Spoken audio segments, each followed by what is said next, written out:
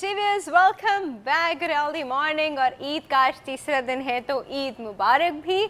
और हमारे साथ बैठे हैं अली मोहम्मद साहब। और आज इतनी सारी चीज़ें हो गई, आज 9 नवंबर भी है जी, इकबाल डे भी है और हम वो भी सेलिब्रेट कर रहे हैं। साथ साथ आपकी एस्ट्रोलॉजी के बारे में पूछ रहे हैं। ब्रेक पे जाने से पहले मैं एक कॉल आई थी, वो थोड़ा सा के बारे में परेशान। तो ये मेडिकली अपने मतलब डॉक्टर से कंसल्ट करें। अब इसमें मैं एस्ट्रोलॉजिकल इनको क्या रिकमेंडेशन दूं, ये मैं डॉक्टर से कंसल्ट करें। अपनी ईटिंग हैबिट पे कंट्रोल करें।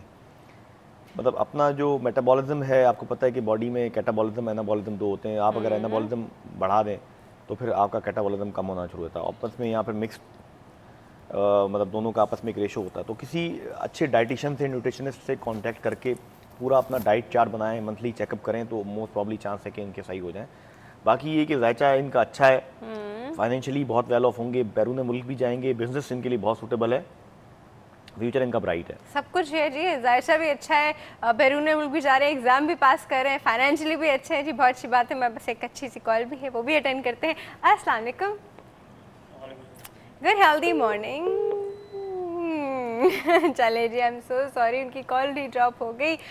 Coming back to what we were talking about, आपने एक चीज़ आज बताई कि हम लोग सोचते हैं सन साइन तो हम लोग डायरेक्टली मंथ से ले लेते हैं। इस मंथ में पैदा है सन साइन तो अप्रॉक्सीमेटली सभी को पता होता है जी। तो आज जो चीज़ मुझे पता चली वो ये कि सन साइन भी डिफरेंट हो सकता है। सन साइन मतलब वेस्टर्न सन साइन में ईस्टर्न सन साइन, क्योंकि आपको बता रहा हूँ कि जो ईस्टर्न होता है, सूरज ईस्ट में कोई और निकलता है, वेस्ट में कोई और निकलता है। नहीं निकलता नहीं है ज़ोडिक। हम लोग देखिए, मैं स्टार्टिंग पॉइंट शुरू करता हूँ ये टेबल के इस पार्ट से, ठीक है। आप स्टार्ट करते हैं मिड से, तो जब सन एंटर होगा, हमारा जो ईस्टर्न जो तरीका है उसमें 15-16 को डेट चेंज होती है। यानी कि अगर मेरी डेट ऑफ बर्थ, लेकिन वो तो मून की होती है। मून की तो डेली हो रही होती है। मून तो 2.25 दिन में एक बुर्ज तब्दील करता है, 2¼ डेज में। सन 30 डेज में करता है। लेकिन आप स्टार्टिंग पॉइंट क्या रख रहे हैं ज़ोडिएक साइन का? प्लैनेट मूवेबल है, ज़ोडिएक साइन फिक्स्ड है, ठीक है।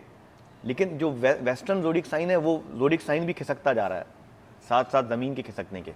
उसका स्टार्टिंग पॉइंट उन्होंने अर्थ को रखा है। जबकि हमारा जो ईस्टर्न का जो ज़ोडिएक साइन है वो with respect to the constellations हैं, जो स्टार्स बने हुए हैं, जो एक्चुअल स्टार्स बने हुए हैं, वो मूव नहीं करते। एक तो एस्ट्रोलॉजी में जो है ना बड़ा कॉम्प्लेक्स सब्जेक्ट है और खुश्क सब्जेक्ट है। इसको काफ़ी डीप स्टडी करने के बाद अब आप इसकी I don't think so ये खुश्क है, मुझे नहीं लगता। लेकिन वो तो आपको इसके इंटरेस्टिंग पहलू मैं जैसे बता रहा हूँ जो मैंने पढ़ा, लेकिन इसकी जो थ्योरी है जिसमें जितनी वेरिएशंस और जितनी डेप्थ होती है वो चीज़ कभी भी खुश्क नहीं हो सकती। इसका मैथमेटिकल जो पहलू है ना वो बहुत ज़्यादा खुश्क है। जो इसमें कैलकुलेशन है कि आप जो आपने तो पढ़ते हुए पानी पीते रहा कर। नहीं, पानी पीने से वो just to add some water to the खुश्क थिंग। हम लोग के साथ ये एक वैसे होता है कि जब हम कोई बहुत ही ड्राई सब्जेक्ट को ऐसी बोरिंग चीज़ पढ़ रहे होते हैं तो हम उसके साथ यूजली कुछ खाने पीने की चीज़ ऐसी रखते हैं कि बस इंटरेस्टेड रहे समहाउ। म्यूजिक चला देते हैं बाद दफ़ा ये। हाँ, मैथ्स हम लोग मैथ्स कभी कर रहे होते हैं तो साथ में म्यूजिक चल रहा होता था हमेशा। और हमारे पास एक कॉल है, अटेंड करते हैं। अस्सलाम वालेकुम,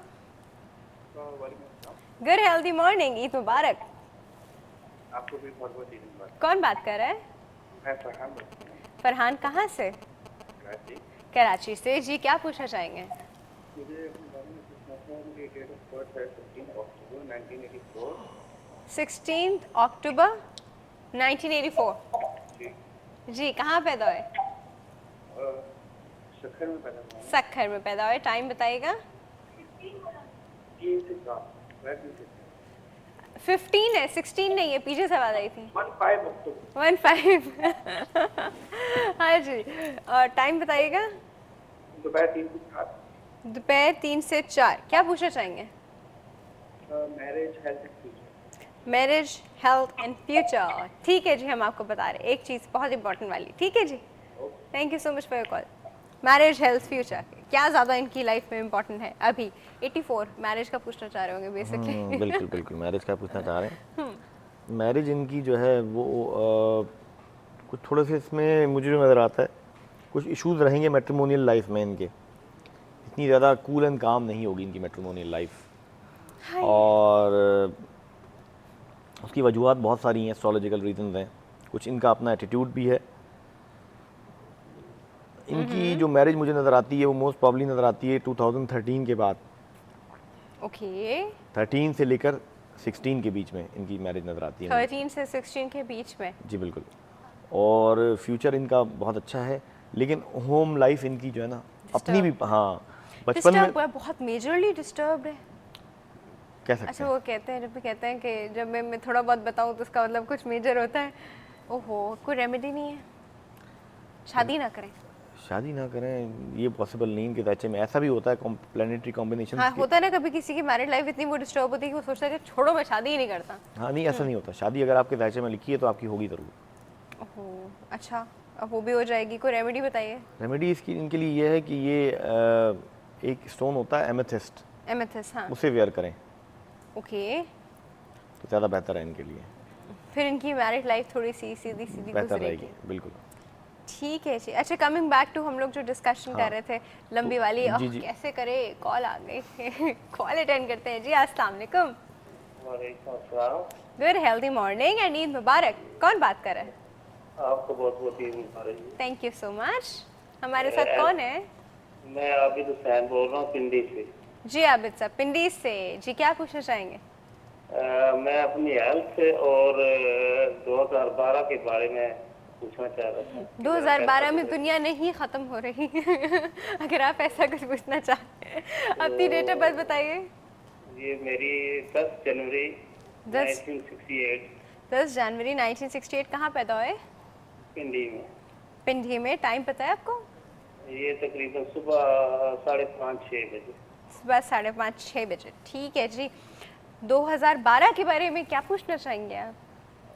और मजमूई तौर पे बता दें कैसा गुजरेगा। अच्छा आपका कैसा है? ठीक है जी, thank you so much for call. आपका और आंसर दे रहे, ठीक है जी।